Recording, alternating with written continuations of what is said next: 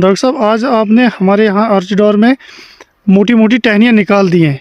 इनका क्या फ़ायदा है? अगर ये रहती इन पे तो नुकसान क्या है इनका?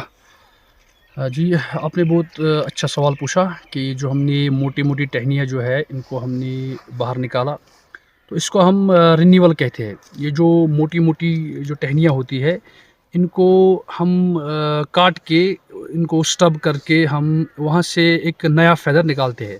एक ऑर्चर्ड में जो रिन्यूअल होता है वो बहुत ज़रूरी होता है। अगर एक ऑर्चर्ड में हम रिन्यूअल नहीं करेंगे तो इसमें क्या होता है, एक इसमें ओवरक्राउडिंग होती है।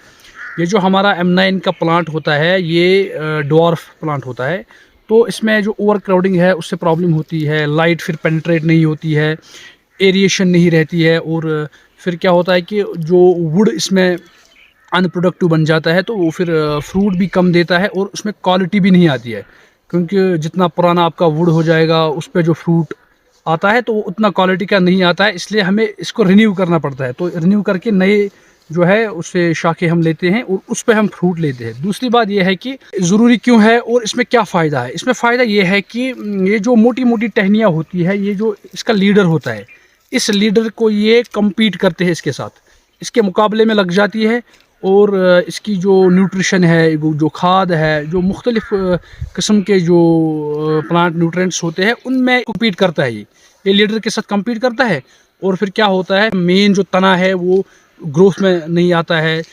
तो इसमें हम इसलिए रिन्यूअल करते हैं। रिन्यूअल से पेनिट्रेशन ऑफ लाइट और क्वांटिटी ऑफ प्रोड्यूस हम ज़्यादा से ज़्यादा निकालते हैं।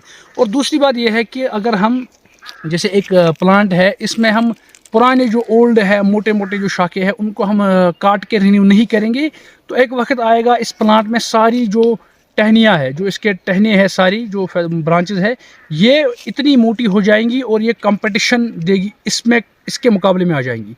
फिर हमें उस बार क्या करना पड़ेगा, उसके लिए हमें फिर सारे इनको रिन्यू करना पड़ेगा, जो कि प्लांट के लिए सही नहीं है। हमें जो रिन्यूअल करना होता है, हम 10-15% रिन्यू करते हैं। अगर हमारे पास 20 जो टहनियाँ हैं, इसमें अगर हमें कंपटीशन निकालना है तो हम 2 या 3 निकालते हैं। अगर हम रिन्यूअल नहीं करेंगे, साथ साथ हर साल हम रिन्यू नहीं करेंगे ब्रांचेस को, तो एक वक्त आएगा जब सारी ब्रांचेस जो है, जो सारी जो इसकी टहनियाँ हैं, ये मोटी हो जाएंगी, फिर इसको सबको काटना पड़ेगा, और उसके बाद फिर ये जो पेड़ है ये बिल्कुल फ्रूटलेस हो जाएगा।